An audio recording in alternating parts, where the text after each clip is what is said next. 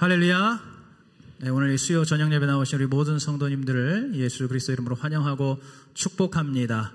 우리 매주 그렇게 하듯이 우리 옆에 계신 분들과 함께 인사하실 때에 사랑합니다, 축복합니다, 잘 오셨습니다 인사하겠습니다.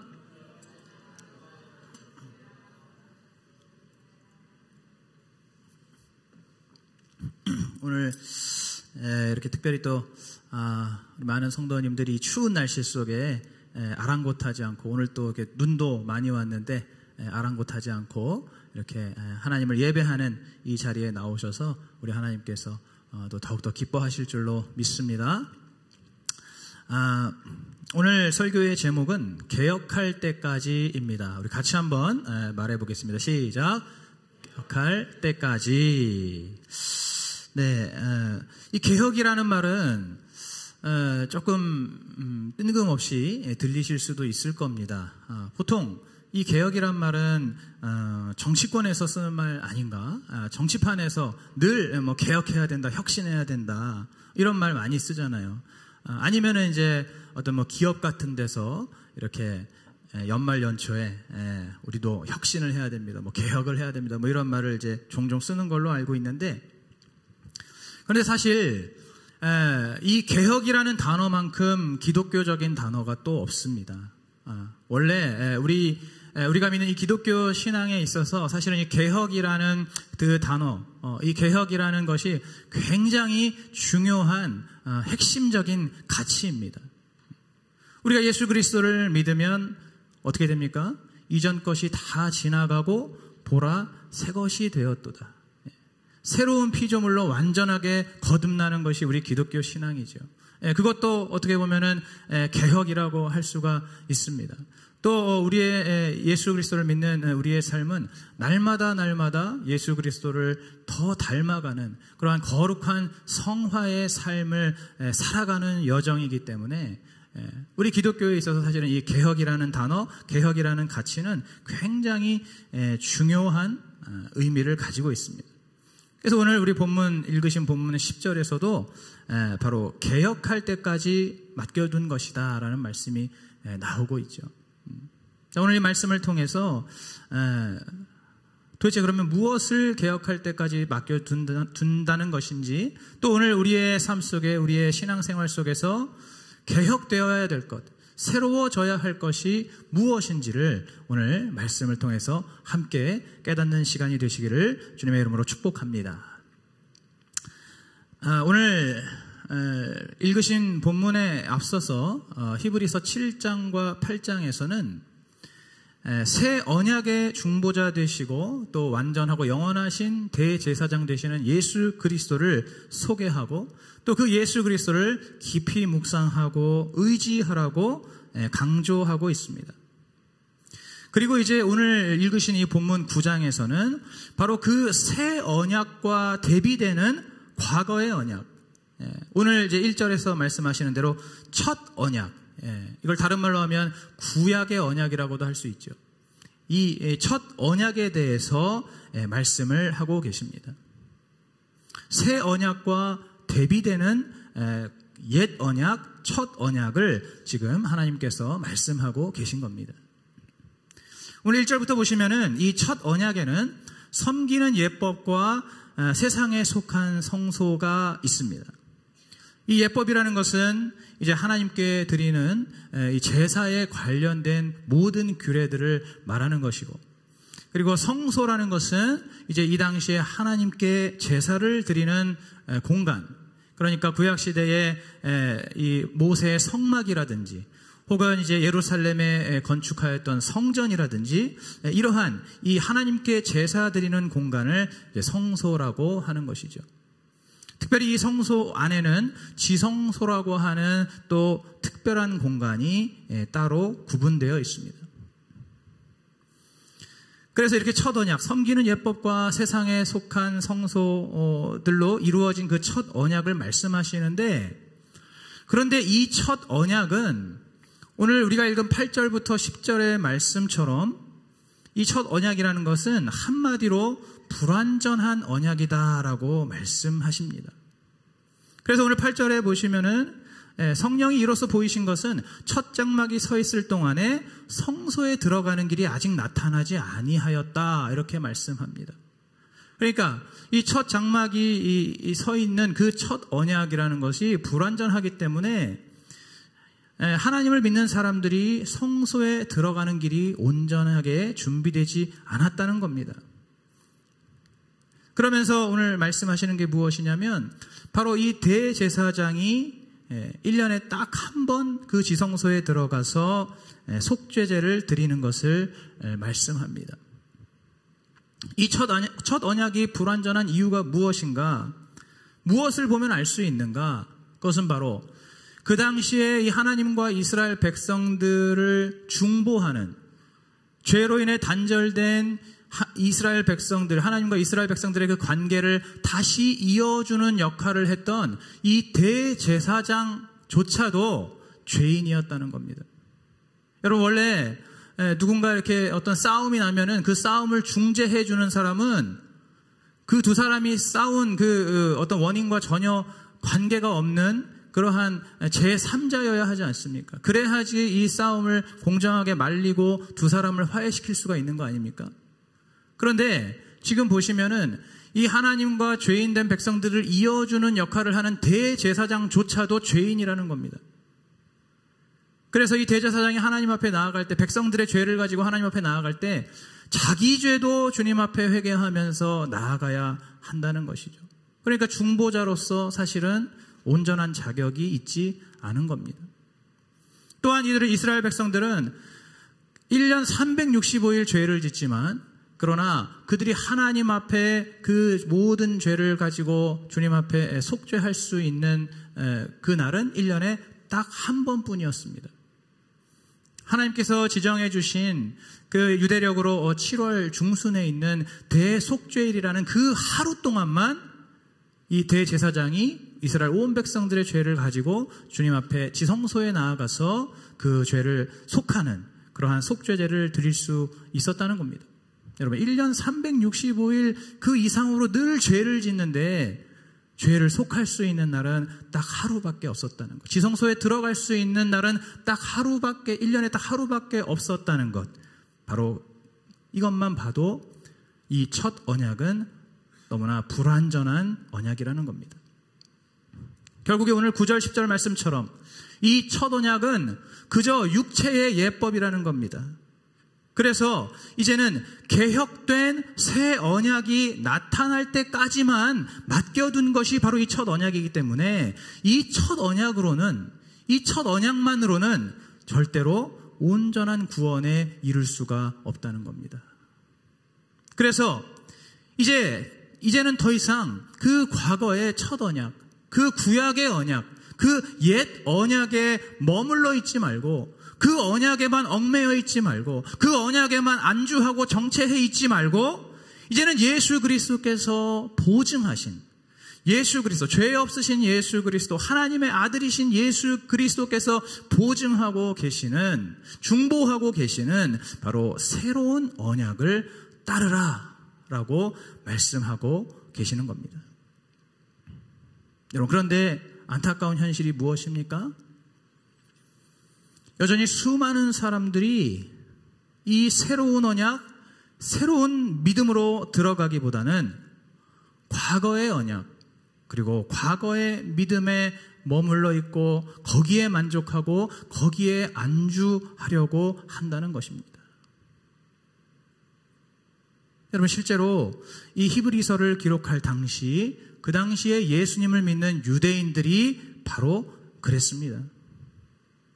여러분, 그들은 이제 원래는 유대교인이었다가 이제 예수 그리스도의 복음을 듣고 이들이 이제 예수님을 믿는 그러한 그리스도인이 되었는데, 그런데 이들이 예수를 믿으면서도 이들은 여전히 첫 언약의 예법과 성소에 계속 얽매였다는 겁니다. 왜 그렇습니까? 그들이 그동안 한평생 살아오면서 그들의 몸에 배었던, 너무나 젖어 있는 그 유대교의 전통, 그 유대교의 그 모든 규례, 이러한 것들이 그들에게 너무 익숙하고 그들에게 편안한 겁니다. 몸에 완전히 배어 있다는 것이죠. 여러분, 그렇기 때문에 신약에 나오는 그 바울 서신들을 보면 그렇게 할례자, 무할례자에 대한 이야기가 많이 나오는 것입니다. 예수 믿는 유대인들, 이제 예수 그리스도를 믿었으면은 할례, 무할례는 더 이상 의미가 없는 것임에도 불구하고 이 유대인들은 계속해서 할례를 받아야 한다고 주장했던 것이죠. 예수를 믿어도 그래도 할례를 받아야 구원받은 것이다, 이런 식으로 그 과거의 구습에 얽매여서 계속해서 주장을 했던 겁니다. 그래서 사도 바울이 그것을 말리느라고 그렇게 많은 말씀을 전했던 것이죠. 지금 예수 믿는 이 유대인들이 그렇게 과거의 그 유대교의 전통, 오늘 말씀하시는 그 첫 언약의 예법과 그 성소의 규례에 계속해서 얽매여 있는 겁니다. 이들이 지금 예수 그리스도를 믿지만은 정말로 예수 믿는 것만으로 구원받는가라고 하는 확신도 이들에게는 조금 부족했습니다. 왜냐하면 그들이 과거에 믿었던 유대교는 사실 하나님 앞에 나아가기 위해서 굉장히 복잡하고 다양한 그러한 절차, 그러한 과정들을 거쳐서 하나님 앞에 나아갔었습니다. 그런데 여러분, 이 기독교는 어떻습니까? 그냥 예수 그리스도만 믿으면 된다는 거예요. 다른 절차, 다른 규례, 다른 어떤 그러한 것들로부터 자유하여서 오직 예수 그리스도만 믿으면 구원을 받는다는 겁니다. 그러니까 이 유대인들은 그것이 뭔가 성에 차지 않는 겁니다. 여러분, 그 당시에 또 유대인들이 어떤 상황이었습니까? 이제 그 당시에 있었던 로마 제국이 유대교를 공인하였습니다. 그래서 이 유대교인들은 그 당시에 로마 제국의 핍박을 받지 않고 자유롭게 자신들의 신앙을 가질 수가 있었어요. 그런데 이 기독교는 로마 제국의 입장에서 봤을 때 이 기독교는 유대교의 한 이단으로 봤기 때문에 여전히 이 기독교는 계속해서 핍박을 가하였습니다. 그러니까 지금 이 예수 믿는 유대인들이 더군다나 지금 그렇게 외부적인 핍박이 몰려오니까 핍박이 없는 유대교로, 그리고 자기에게 익숙하고 편안한 그 유대교로 다시 돌아가려고 했던 것이죠. 오늘 그래서 히브리서 말씀이 지금 이렇게 계속해서 말씀하고 있는 겁니다. 너희들 더 이상 그 옛 언약에 머물러 있지 말고 예수 그리스도의 새 언약으로 나아오라. 예수 그리스도의 새 언약으로 이제 너희들 이제는 자유롭게 언제든지 바로 하나님을 만나기 위하여 지성소로 나아갈 수 있다라고 말씀하고 있는 겁니다. 여러분, 그런데 사실 오늘 신앙생활을 하고 있는 우리에게도 이러한 유대인들의 모습을 우리가 어렵지 않게 발견할 수가 있습니다. 아까도 말씀드렸지만은 우리도 자꾸만 이 과거의 믿음, 기존의 그 믿음, 내가 과거에 들었던 말씀, 과거에 경험했던 그 어떤 하나님과의 관계, 거기에만 계속해서 머물러 있으려고 합니다. 왜 그렇습니까? 여러분, 그것이 익숙하고 편안하기 때문입니다. 뭔가 새로워지려고 하면은 어떻습니까? 당장에 새로운 것들을 하기 위해서 많은 노력을 또 기울여야 되고, 또 시간을 들여야 하고, 그러니까 여러 가지로 봤을 때 새로워지려고 하는 것은 힘든 일입니다. 또 귀찮은 일입니다. 그러니까 새로워지기보다는 그냥 원래의 자리에 머물러 있는 것, 그냥 원래 내가 가지고 있었던 그 믿음에 묶여 있는 것, 우리의 모습이 그러한 모습이라는 거죠. 그래서 히브리서 5장에서도 바로 그러한 우리의 모습을 지적하고 있습니다. 히브리서 5장에 보시면은 때가 오래되어서, 즉 신앙생활을 이제 오래 했기 때문에 이제는 다른 이들에게 하나님의 말씀도 좀 전하고 또 그들을 정말 하나님 앞으로 잘 인도해야 하는데도 불구하고 아직도 초보의 믿음을 벗어나지 못한다라고 안타깝게 탄식하는 말씀이 있습니다.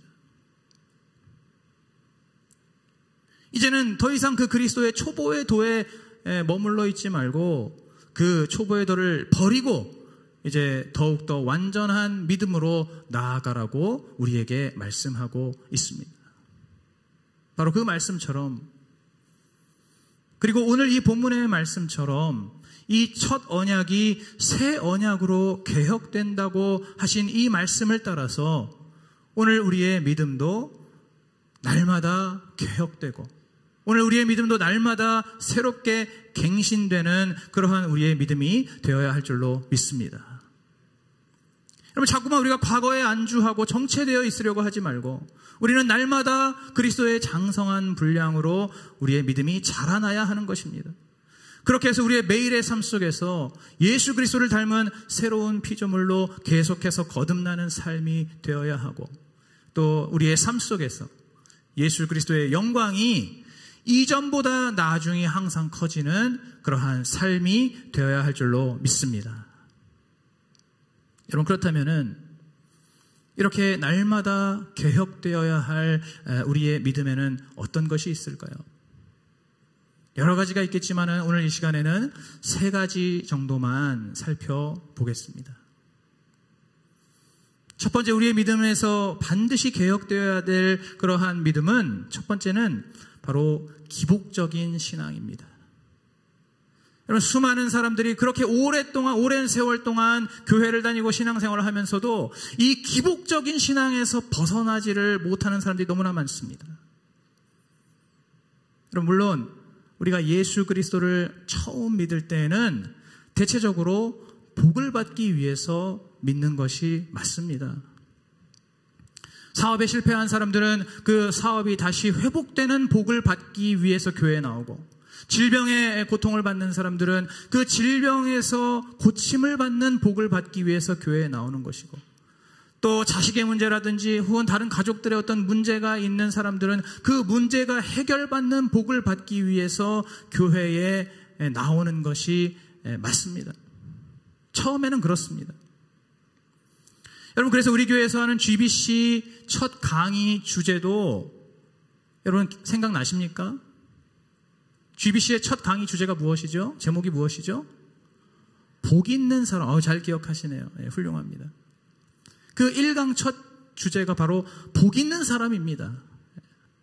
시편 1편 말씀을 중심으로 해서 복의 근원이신 예수님을 잘 만나고, 그리고 그 주님께서 하시는 말씀을 우리가 잘 믿고 순종하면은 복을 받는다는 것이죠.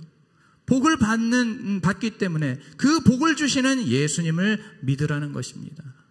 여러분, 처음에는 우리가 예수님을 그렇게 믿어도 괜찮습니다.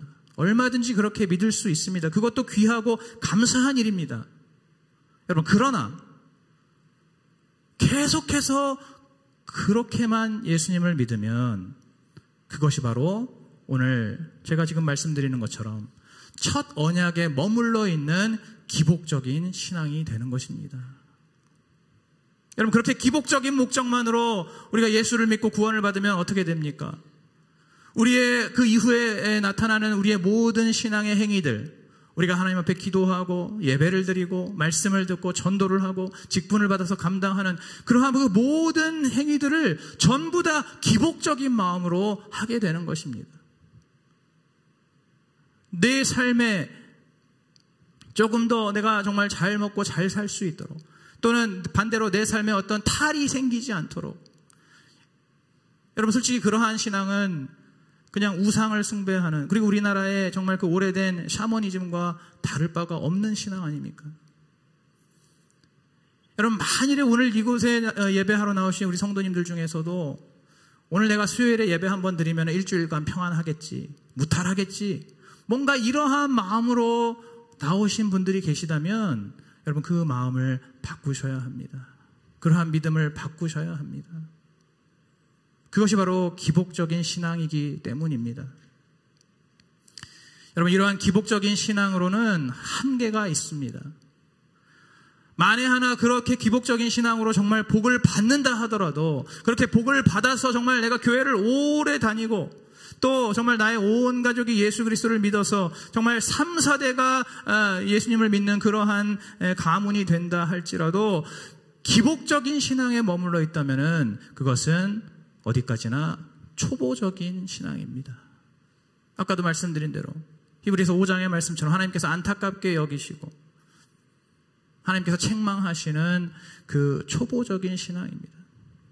여러분, 이 초보적인, 이 기복적인 신앙의 한계가 무엇입니까? 내가 원하는 것이 이루어지지 않으면 대번에 불평과 원망이 튀어나오는 것입니다. 대번에 하나님 어떻게 나에게 이러실 수 있습니까?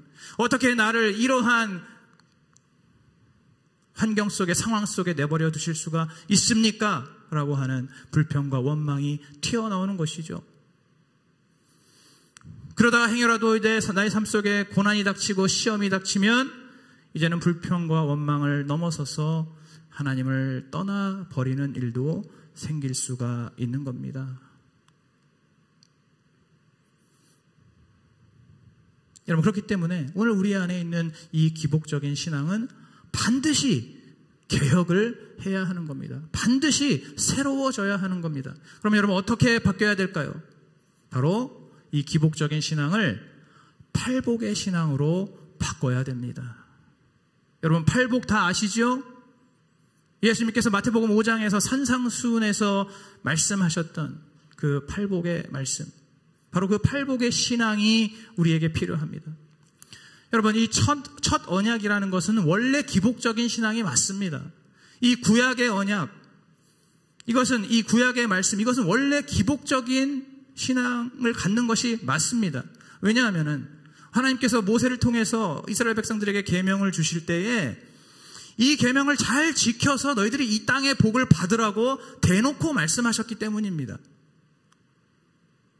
그러니까 그러한 그 구약의 기준에, 그 율법의 기준에 맞춰서 신앙생활하는 것은 당연히 기복적인 신앙이 맞습니다. 그것이 첫 언약입니다. 그것이 구약입니다. 여러분, 그러나 이제 이 땅에 오신 예수님께서 말씀하신 새 언약, 이 새 언약에서는 여러분 무엇이 복인가요?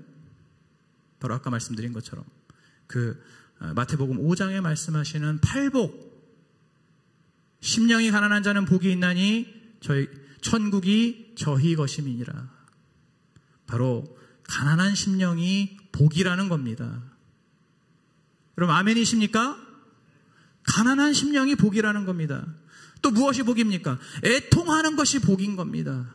여러분, 즐겁고 기쁘고 희희낙낙 날마다 연회를 즐기며 그렇게 살았던 그 부자의 삶, 그것이 복이 아니라 애통하는 것이 복이라는 겁니다. 슬퍼 우는 것이 복이라는 겁니다.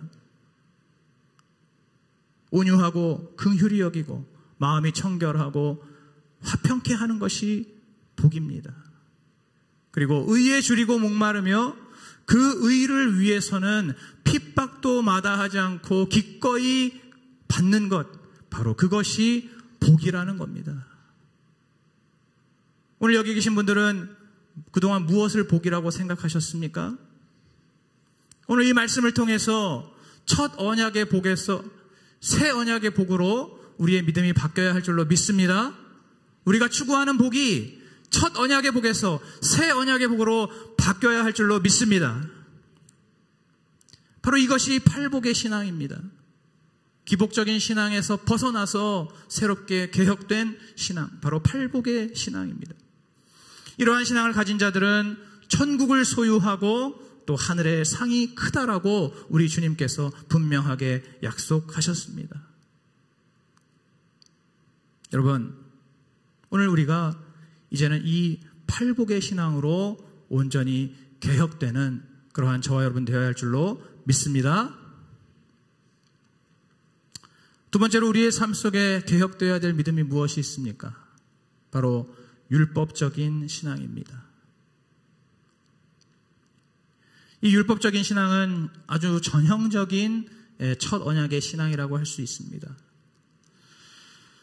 이번 주 구역공과에 부자 청년 이야기가 나옵니다. 구역 예배 들으신 분들도 있고 앞으로 들으실 분도 계시겠지만은 그 부자 청년, 바로 이 부자 청년이 오늘 말씀드리는 이 율법적인 신앙에 아주 딱 맞는 샘플입니다. 이 부자 청년은 어릴 때부터 모든 계명을 탁월하게 잘 지켰습니다. 그래서 정말 그 율법의 약속대로 젊은 나이에 부와 명예와 권력을 다 얻었습니다. 그러나 안타깝게도 이 청년은 그 하나님의 율법을 세상법을 지키듯이 지킨 겁니다. 우리도 살면서 교통법규를 지키지 않습니까? 우리도 세상에서 법을 지키지 않습니까? 그냥 법이 있으니까, 지켜야 한다고 하니까 지키는 것이죠. 이 부자 청년은 그 하나님의 율법 속에 깃들어 있는 그 하나님의 깊은 사랑을 전혀 헤아리지 못했습니다. 원래 하나님께서 이스라엘 백성들을 정말 사랑하시기 때문에 주신 율법이라는 것을 전혀 깨닫지 못하고, 이 청년은 그저 그의 타고난 성실과 그의 타고난 열심과 그의 타고난 선한 성품으로 그 율법을 지켰던 겁니다. 그렇기 때문에 결과적으로 하나님께서 자기 자신을 얼마나 사랑하고 계시는지를 깨달을 수가 없는 것이고, 그렇다 보니까 그가 하나님을 사랑하는 것도 너무나 어려운 일이었습니다.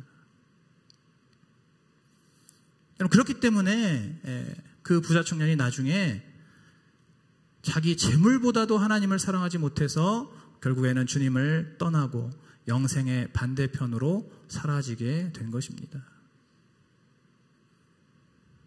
여러분, 우리가 때로는 이러한 율법적인 신앙을 성숙한 신앙이라고 착각할 때가 있습니다. 왜냐하면 겉으로 봤을 때는 정말로 계명과 율법을 많이 알고 있고 또 그것을 잘 지키는 것처럼 보이기 때문입니다. 우리가 잘 알고 있는 바리새인들이 그러한 경우이죠. 그들은 계명과 율법을 너무너무 잘 알았고 그것을 다른 사람들에게 가르칠 정도로 박식했었고, 또 실제로 정말 외식을 해서라도 그 하나님의 율법과 계명을 지켰던 사람들입니다. 여러분, 그러나 중요한 것은 무엇입니까? 그렇게 겉으로 드러나는 행위가 아니라 그 행위를 하는 동기가 중요한 것이죠. 율법을 지키더라도 그것이 그냥 학습의 결과라든지 그것이 그냥 오래된 습관이라든지 아니면 제가 앞에서 말씀드린 것처럼 어떤 기복적인 이유로 이 율법을 지킨다든지 혹은 지키지 않았을 때에 벌을 받을 것에 대한 두려움으로 율법을 지킨다면 그것은 율법적인 신앙이라고 할 수가 있는 겁니다. 여러분, 우리는 이러한 율법적인 신앙을 복음적인 신앙으로 바꿔야 할 줄로 믿습니다. 여러분, 복음적인 신앙이라는 것이 무엇입니까? 로마서 5장 8절에 보시면 우리가 아직 죄인 되었을 때에 그리스도께서 우리를 위하여 죽으심으로 하나님께서 우리에게 대한 자기의 사랑을 확증하셨느니라 라고 말씀합니다. 예수 그리스도의 십자가의 죽으심으로 하나님의 사랑이 온 세상에 드러났다 이 말입니다. 하나님의 사랑이 온 천하에 나타났다 이겁니다. 하나님의 그 우리를 향하신 하나님의 사랑이 이제 확실하게 증거되었다는 겁니다. 공개적으로 공식적으로 선포되었다는 겁니다. 여러분, 그렇기 때문에 우리가 이 예수 그리스도의 이 십자가의 복음을 우리가 진정으로 믿고 의지한다면 우리는 하나님을 사랑하지 않을 수가 없는 것이죠. 우리가 죄인 되었을 때, 아직 죄인 되었을 때 주님께서 죽어주셨습니다.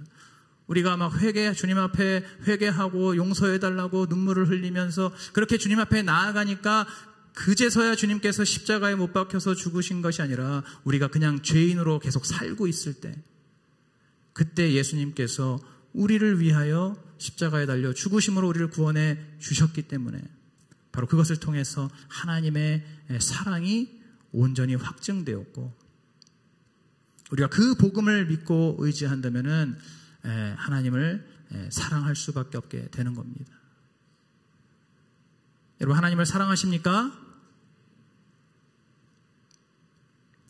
우리 자신을 깊이 들여다 보아야 합니다. 이렇게 복음적인 신앙을 우리가 가지게 되었을 때 바로 그때야 비로소 우리는 우리의 모든 삶을 그 하나님을 향한 사랑의 마음으로 살아갈 수가 있는 겁니다. 그렇다면 여러분, 율법은 어떻게 되는 것일까요? 율법은 그냥 폐하는 것일까요? 율법은 그냥 버리는 것일까요? 그렇지 않습니다.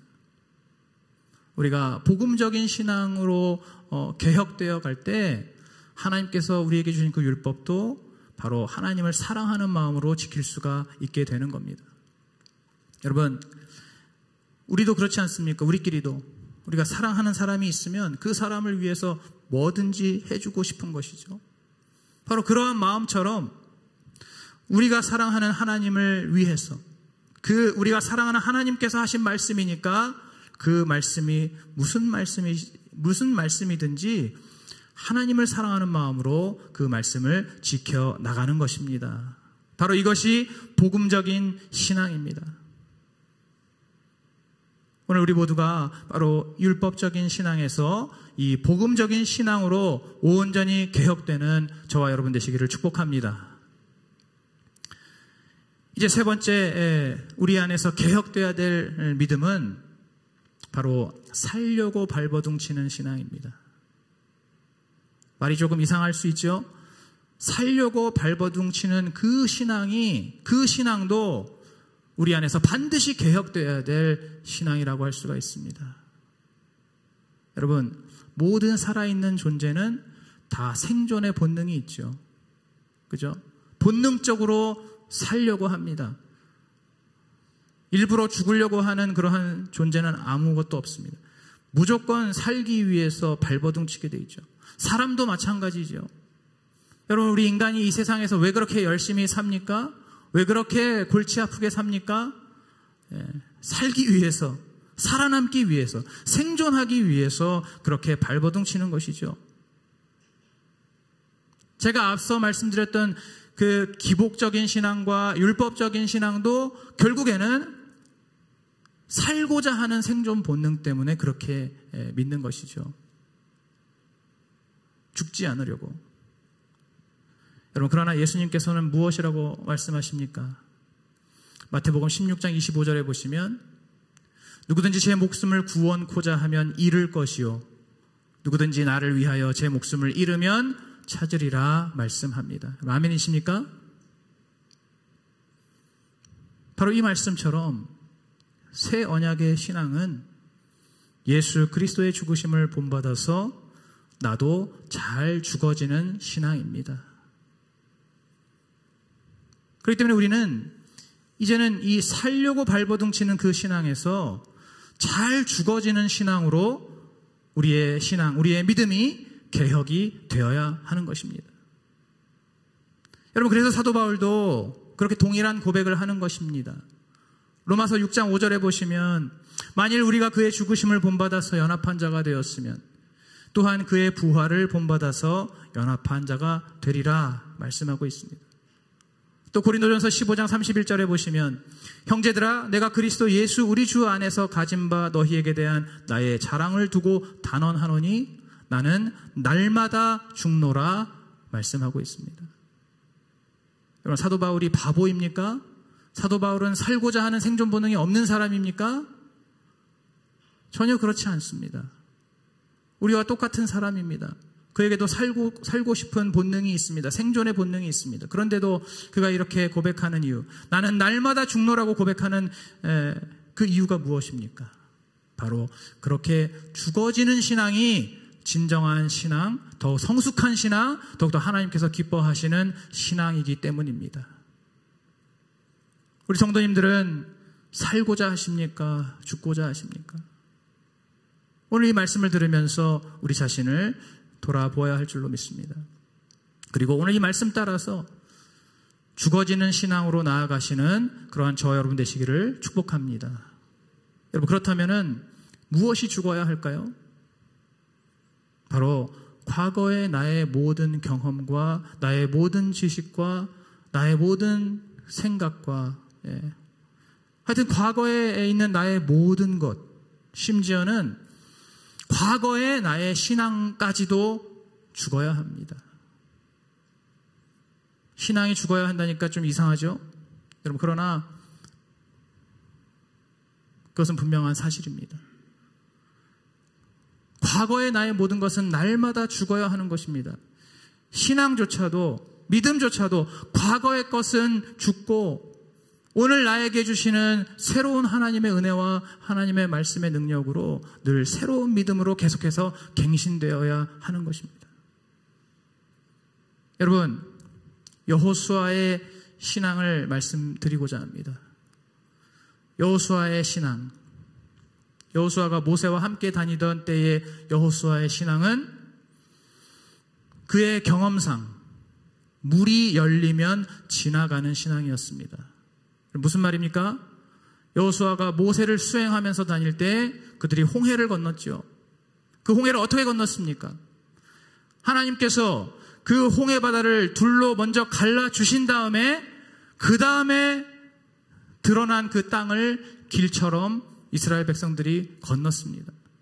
여러분, 그래서 이 여호수아의 신앙은 하나님께서 물을 갈라주시면 건너가는 것이 이 여호수아의 신앙이었습니다. 이 여호수아의 경험이었습니다. 이 여호수아의 믿음이었습니다. 그럼 그것도 믿음이지요. 물이 갈라질 것을 믿는 그 믿음, 여호수아의 믿음이었습니다. 여러분, 그런데 이제 여호수아가 모세가 죽고 여호수아가 실질적으로 백성들을 인도할 때 요단강 앞에 섰는데 하나님께서 무엇이라고 말씀하십니까? 요단강이 지금 갈라지지 않았는데, 물이 열리지 않았는데 들어가라고 하시는 겁니다. 여러분, 그 차이를 아시겠습니까? 지금 홍해바다와 이 요단강의 차이를 아시겠습니까? 여호수아는 그동안 하나님께서 물을 열어주시면 건너는 것이 여호수아의 신앙이고 경험이었는데, 지금 하나님께서는 물이 열리지도 않은 이 요단강을 그냥 지금 들어가라고 하시는 겁니다. 여러분, 그때 여호수아가 어떻게 했을까요? 바로 제가 지금 계속 말씀드리는 여호수아 자기 자신이 가지고 있었던 과거의 신앙을 자기 속에서 죽인 것입니다. 자기가 그동안 과거에 갖고 있었던 자기의 믿음을 내려놓은 것입니다. 홍해는 물이 갈라져야 건너갔었지만은 이제 여호수아가 그 홍해의 모든 경험을 다 잊고 그 홍해의 경험을 다 죽이고 그가 과감하게 아직 열리지 않은 그 물로 들어갔을 때, 그래서 그 여호수아의 발이 다 젖었을 때, 그의 옷이 젖어갈 때, 그때 바로 요단강이 갈라지게 되었습니다. 여호수아가 가지고 있었던 자신의 그 과거의 신앙, 과거의 믿음, 과거의 말씀, 하나님께서는 또 새로운 말씀을 주시고 새로운 믿음을 요구하시기 때문에 우리가 가지고 있었던 그 과거의 신앙과 말씀과 믿음들을 때에 따라서는 과감하게 버리고 과감하게 죽일 수 있어야 하는 것입니다. 이렇게 나의 모든 것이 온전히 죽어져야 됩니다. 여러분, 그렇다면은 우리가 그렇게 죽어져야 하는 그 또 특별한 이유가 무엇입니까? 그냥 객기를 부리는 겁니까? 그냥 나는 이 정도도 할 수 있다 객기를 부리는 것이 아니죠. 우리가 잘 죽어져야 하는 이유는 오로지 영혼 구원을 위해서입니다. 오로지 영혼 구원을 위해서. 예수님께서도 당신께서 십자가에 죽으심으로써 수많은 영혼들, 이 땅의 수많은 영혼들을 구원해 주셨던 것처럼 오늘 우리도 그 예수 그리스도를 본받아서 우리의 죽어짐을 통해서 다른 죽어가는 영혼들을 살리고 구원하기 위해서 우리가 죽어져야 하는 것입니다. 여러분, 아까 말씀드린 여호수아가 그가 죽어졌을 때, 그가 정말 죽어짐으로써 요단강에 발을 집어넣었을 때, 그때 이스라엘 온 백성들이 살게 된 것이죠. 여호수아가 먼저 자기 자신을 죽여서 자기의 발을 요단강에 담궜을 때 그때 물이 열리고 그때 온 백성들이 여호수아를 따라서 가나안으로 건너갈 수 있게 된 것입니다. 바로 그렇게 영혼을 구원하는 것입니다. 오늘 우리도 바로 그러한 영혼 구원을 위해서 내 자신이 먼저 기꺼이 죽어지는 그러한 믿음을 가져야 할 줄로 믿습니다. 여러분, 우리가 보통 교회에서 그렇게 얘기하죠. 누군가 아이고 죽겠네, 아니면 죽겠네요, 죽겠어요, 이렇게 그런 말을 하면은 저희들이 보통 뭐라고 말합니까? 저희들 어떻게 배웠습니까? 그런 말 하지 말라고 하잖아요. 아무도 모르시나요? 여기 수지산성교회 처음 나오셨나요, 다들? 우리 2부 예배는 정말 제가 고독한 싸움입니다, 항상. 자기 자신과의 싸움인 건지. 오늘 그래도 우리 또 수능 본 우리 귀한 학생들이 이렇게 나와가지고 얼마나 감사한지 모릅니다.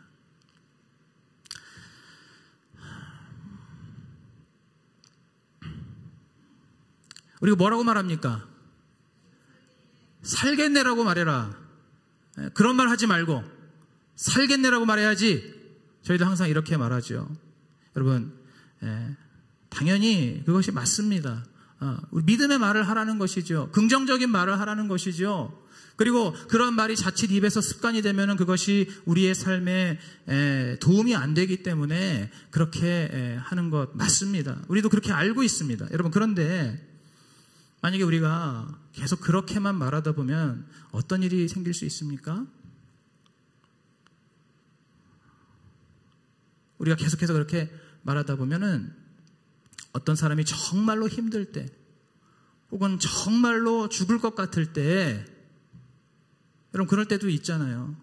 정말 힘들고 못 견디겠을 때, 정말 죽을 것 같을 때, 그럴 때 정작 힘들다고 말을 못하고 죽을 것 같다고 말을 못하는 그러한 부작용도 생길 수가 있는 겁니다. 여러분, 우리 교회 공동체 안에서, 부서와 기관 안에서, 또는 교구 구역예배 안에서 왜 그렇게 서로 간에 마음을 오픈하지 못하고 그러한 속 깊은 대화를 왜 못 나눕니까?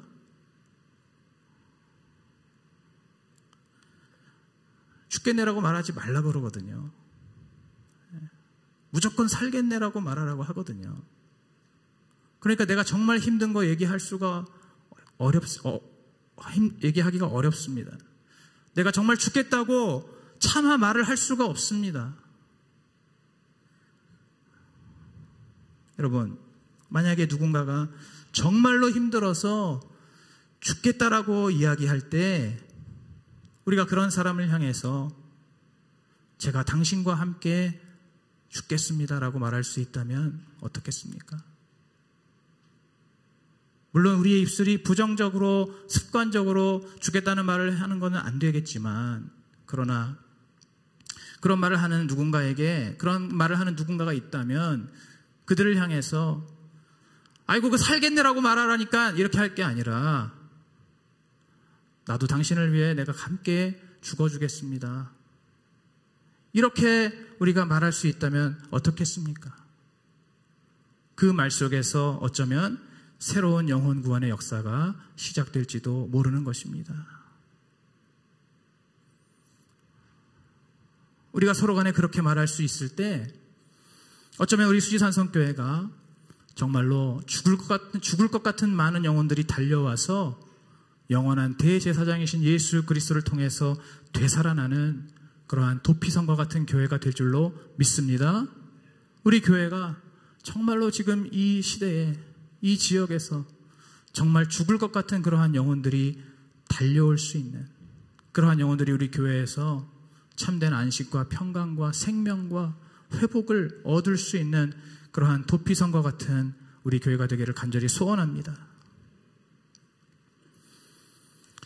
우리가 이제는 이렇게 사는 것에 집착하는 것이 아니라 나의 자아를 죽이고 또 우리 주님처럼, 우리 주님과 같이, 그리고 다른 영혼의 구원을 위해서 기꺼이 함께 죽어지는 신앙으로 개혁되기를 예수 그리스도 이름으로 간절히 축복합니다. 이제 말씀을 맺겠습니다. 우리의 믿음은 한 곳에 혹은 과거에 머물러 있으면 절대로 안 됩니다. 우리의 믿음은 날마다 개혁되어야 합니다. 오늘 이 말씀처럼 이제는 기복에서 팔복으로, 또 율법에서 복음으로, 그리고 살고자 하는 신앙에서 잘 죽어지는 신앙으로 날마다 새로워지는 우리 모두가 되시기를 예수님의 이름으로 축복합니다.